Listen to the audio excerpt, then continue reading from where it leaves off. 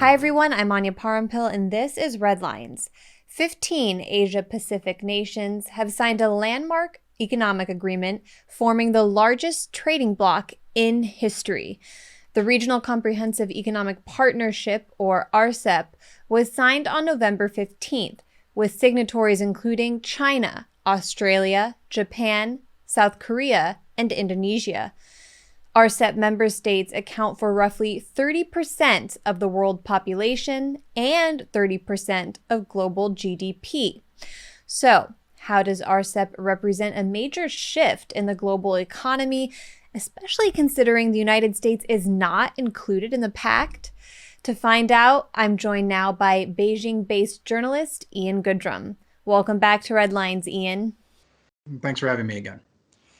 How long has this deal been under negotiation, and what are its main components? Well, it was announced in late 2011. It was kind of set into motion several years ago, and negotiations began in 2012. So this has been in the works for a long time, and it's only just been signed by member nations this past Sunday, and it will take ratification over the course of the next few months, probably the next few years, for it to enter into force. So this is the first. This is a major moment in terms of the adoption of the agreement, but there's still quite a long way to go, and there's still a lot of ratification that has to be done. Every signatory has to ratify it, or after 2 years, I believe it's at least 6 have to ratify it with, I believe, 35% of the total GDP or 25% of the total GDP of all signatories. So the first step in the next part of a long process. As far as what it actually covers, it is somewhat limited in its scope. It mostly covers things like tariffs, import taxes. It does cover some things like intellectual property. It does cover e-commerce and point of origin rules, but it's not as, despite comprehensive being in the name, it is not as comprehensive as some other trade agreements that have been agreed to. But it does represent the largest trade agreement that has been signed currently. So that does make it a major moment, but there have been some kind of heralds of apocalypse coming from some people saying this marks the end of the United States as an economic entity and all that sort of thing, and that is a tad bit over dramatic, but it is an important agreement. So, what exactly makes it historic then, and how are media outlets in Asia covering the news?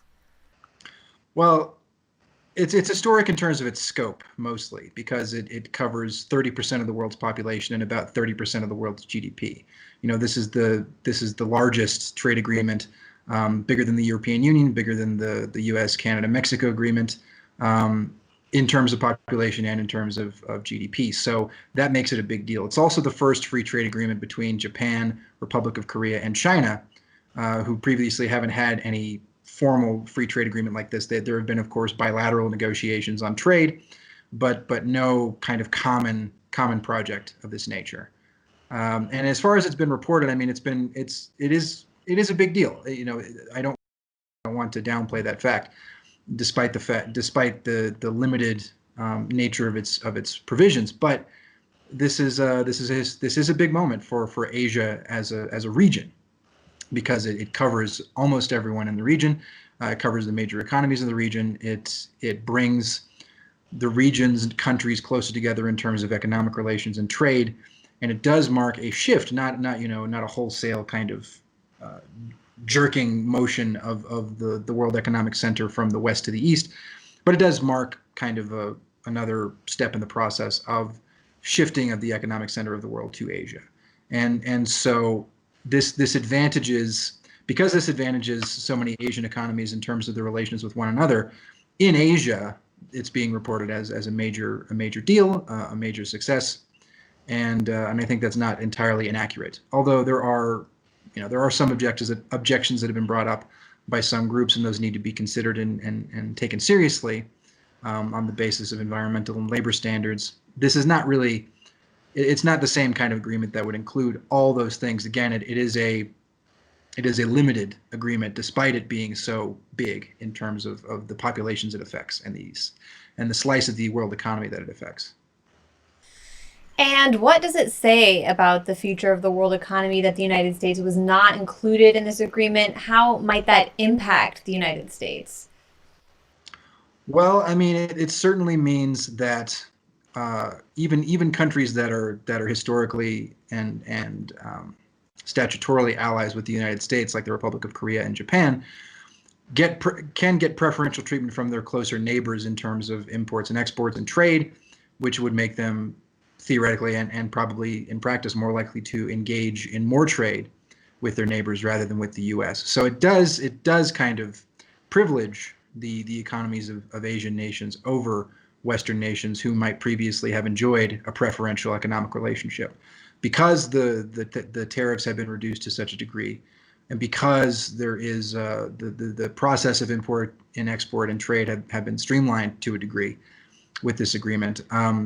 This does represent a shift in terms of just who will be trading with whom. Certainly, there will still be a trade relationship between the U.S. and Japan, the U.S. and China, South Korea, Republic of Korea, Australia, New Zealand. Obviously, those relationships aren't going anywhere anytime soon. But in terms of how this shakes out in practice, there will be some shift of priorities. And so it does mark a change. It does mark an evolution in the way the world economy functions. U.S. President-elect Joe Biden was asked about RCEP during a recent press conference. Let's hear what he had to say about his plans to join the pact. In the last couple of days, 15 countries, Asian, Pacific countries, have signed onto a new trade deal, the RCEP. Should the United States consider joining that trade agreement? I've talked with a number of these world leaders, and I told them, under the law, I'm not able to begin to discuss with them. There's only one president at a time as to who can say what our policy will be. So I'm reluctant to answer that question now, but here's what I can say. We make up 25% of the world's trading capacity, of the economy of the world. We need to be aligned with the other democracies, another 25% or more, so that we can set the rules of the road instead of having China and others dictate outcomes because they are the only game in town. How do you interpret his comments that agreements such as RCEP leave powers like China as the only game in town? Yeah, I watched that segment of his press conference there where he discussed it. He was being a little cagey about it because I don't know that he wanted to comment on the details of it because I'm not sure he knew the details, but there has been an attempt by Western media and Western politicians to paint this as like a huge triumph for China, and like a Chinese-dominated trade deal, because that suits the narrative of kind of China being assertive and more, shall we say, aggressive in certain areas. And so this is another way, it's framed as in terms of a competition, right? That because there was a trade agreement signed among Asian countries, then China was a part of this. It must have been dominating everybody and forcing everybody to play by its rules. But in reality, this was negotiated by all parties. And it's probably all the terms aren't exactly what China would want ideally, but it agreed to the terms because it was acceptable. This was a big discussion, a big negotiation, many years. But as far as the implications of what Biden was saying, he certainly does seem to want to return to the kind of multilateralism that was characterized by previous administrations, especially previous Democratic administrations like Clinton and Obama. And so this idea of Donald Trump being more protectionist and unilateral, leaving the door open for countries like China to step in. I mean, it's not entirely wrong, but it's also kind of an inaccurate characterization because it doesn't take into account the reality of the process of coming to these agreements. So as I said, it's a regional deal among regional partners.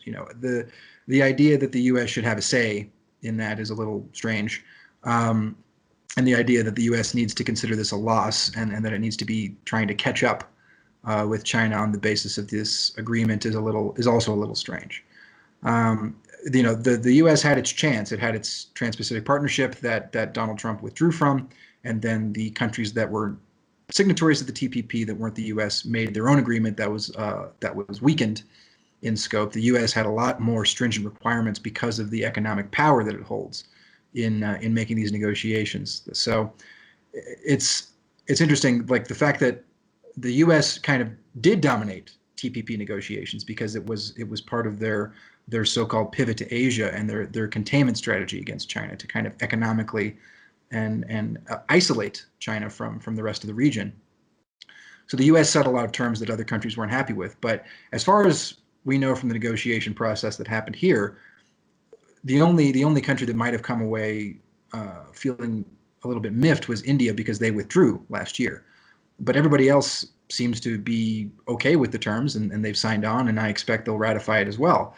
So it's a different kind of process. I think there's some projection going on when it comes to discussion of this agreement and other agreements.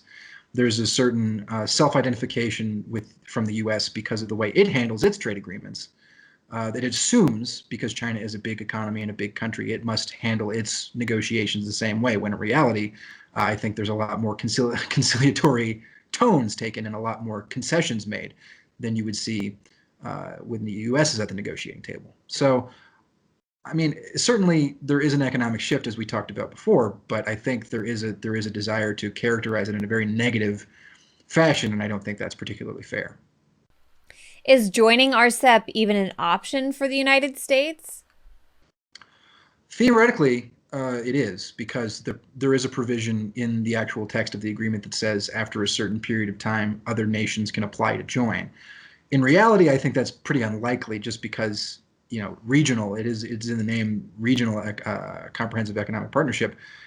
It's the U.S. is not in the Asia Pacific region, despite the fact that it seems to think of itself that way many times by sending warships into the South China Sea and putting military bases in Japan and the Republic of Korea, and engaging in all these sorts of activities. It does seem to think of the Asia Pacific as its region, but it's not really. The U.S. can certainly apply. It attempted to apply to the Shanghai Cooperation Organization, a different partnership that is among other countries, not necessarily the same countries that are in RCEP, but it was rejected. So, they're certainly welcome to try. I don't think it's very likely. I think the whole point of this partnership is that it brings the economies of the region closer together. It brings Asian economies closer together. It makes it easier for Asian economies to trade with one another, as opposed to the same old trade agreements that they've had with the U.S., which is a very powerful and economically dominant country. It would kind of defeat the purpose. So it's certainly possible, but very unlikely. The United States likes to consider itself as part of the region also because it has a coast on the Pacific Ocean. Even though it's the largest ocean in the world, it would be hard to really drill down a way that it fits into the Asia Pacific region. But that's what you hear in US media. Oh, we have a Pacific coast as well. How much space did President Donald Trump's withdrawal from the Trans-Pacific Partnership, or TPP, create for the formation of RCEP? Well, like we said, it's been in discussion long before Trump withdrew from the TPP in 2017, but certainly that withdrawal did kickstart. It did give kind of a boost to efforts to get this thing signed, because in the absence of the United States, a big major economy, as part of the agreement, certainly the terms of the new TPP 11, as it's called, it has a few names, none of them particularly catchy, and it's not as strong a deal. It doesn't have the same kind of heft because the U.S. isn't involved, and the U.S. is the biggest economy. So in the absence of that kind of strengthened partnership through the TPP, countries like Japan and Republic of Korea, countries that are closer to the U.S. had to seek an alternative, and that alternative is RCEP. Not necessarily the alternative just being China, but the alternative being all the countries that are part of the agreement. So this includes Australia and New Zealand, countries that consider themselves part of the Western Anglosphere, but in terms of geography and economics, they're part of the Asia Pacific region.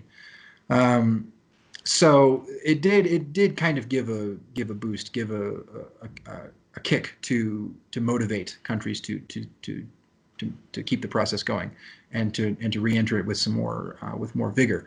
So I think probably it would have eventually been signed anyway, but with the withdrawal of the U.S. from the TPP, we got the signatures we saw the signing ceremony take place much earlier than it would have otherwise. Is it possible that the Biden administration will revive TPP talks? Is there an appetite or interest for that in Asia? That I can't really speak to very much because I'm not entirely sure. It did seem like, unlike the kind of apocalyptic musings that are happening with the signing of RCEP, there were some apocalyptic discussion about the death of the TPP once Trump withdrew.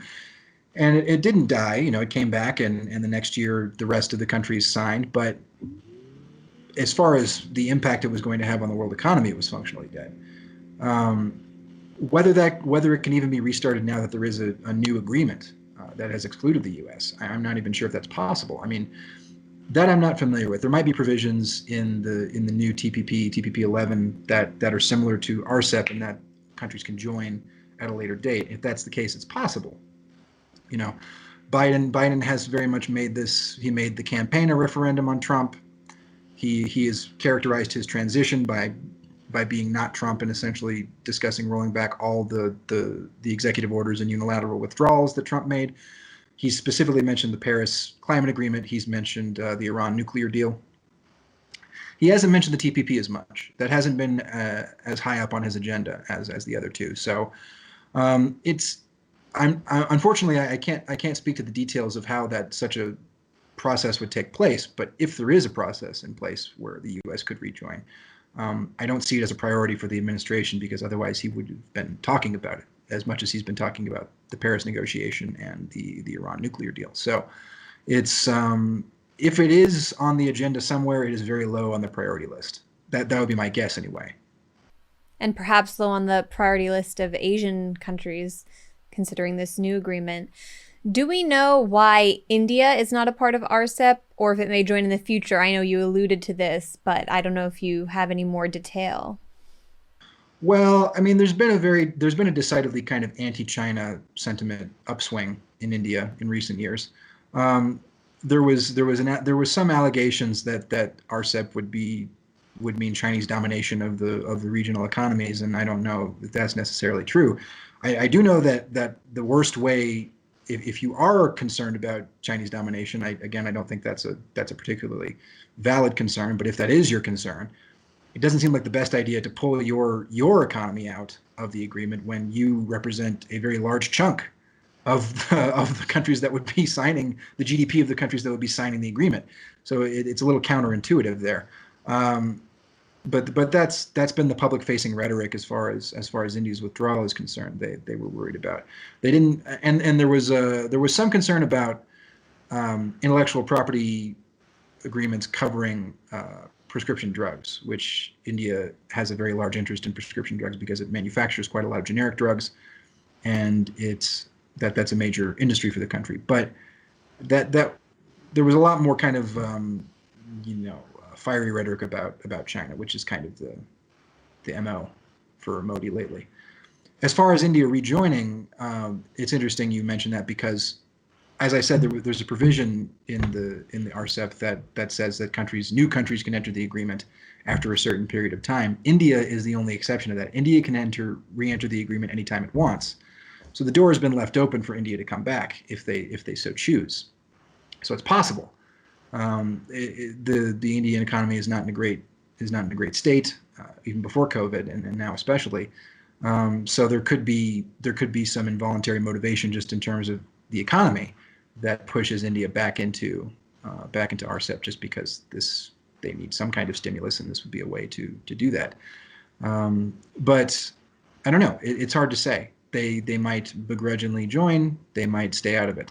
But even so, it remains the biggest agreement of its type in the history of the world. So. And finally, how might RCEP reorganize global supply chains? This is a buzz term we hear all the time now, especially since the outbreak of COVID-19. Sure. Well, the biggest change to supply chains in terms of its direct impact is kind of the rules of origin stipulations, which basically say that once the agreement is enforced and has been ratified, that once you have customs clearance from one country, you can then transfer goods across the borders of the other signatories to the agreement without having to go through new procedures, new processes. So it will facilitate the flow of goods and speed that process up. So in terms of within the borders of the agreement, it will certainly move things along faster and create easier flow. In terms of transfers from countries within the agreement to countries outside of the agreement, the process remains the same. So there will be there will be increased flow and all the economic benefits that come from that. But in terms of supply chains to the rest of the world, that shouldn't change too much. I mean, certainly, if there is this kind of freer flow, then there is a greater motivation to trade with those countries inside the partnership from those outside the partnership. But there's already been a reorientation of manufacturing and a reorientation of supply chains, and not strictly to China.